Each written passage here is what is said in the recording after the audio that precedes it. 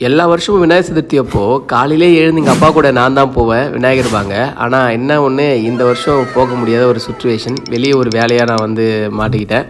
So Vinayagar Chaturthi எப்படி போச்சுன்னு என் ஒய்ஃப்கிட்ட கேட்டால் அவள் ஃபுல்லாத்தையும் வீடியோவே எடுத்து அனுப்பிட்டான். நீ இருந்து செய்ய வேண்டிய எல்லாத்தையும் உன் பொண்ணே பார்த்துக்கிறான்னு. இங்கே பாருங்கள், போன வருஷம் நான் அபிஷேகம் பண்ணும்போது உட்காந்து வேடிக்கை பார்த்துட்டு இருந்தா, இந்த வருஷம் அவளே அபிஷேகம் பண்ணுற அளவுக்கு வளர்ந்துட்டான்.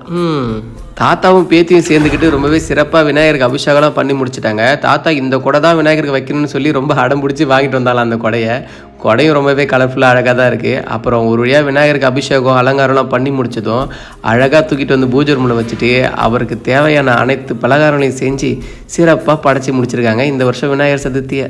ஆனால் ஒன்றுங்க, இந்த விநாயகர் சதுர்த்திக்கு நான் எதை மிஸ் பண்ணணும் இல்லையோ, இந்த தீனி வச்ச கொழுக்கட்டையை ரொம்ப மிஸ் பண்ணுங்க. ஏன்னா அது எல்லா டைம்லாம் எங்கள் வீட்டில் செய்ய மாட்டாங்க. திரும்பி வீட்டுக்கு போனதோ இந்த தீனி வச்ச கொழுக்கட்டையை செய்ய சொல்லி சாப்பிட்டாதான் எனக்கு விநாயகர் சதுர்த்தி முடிஞ்சதா ஒரு திருப்தியே வரும்.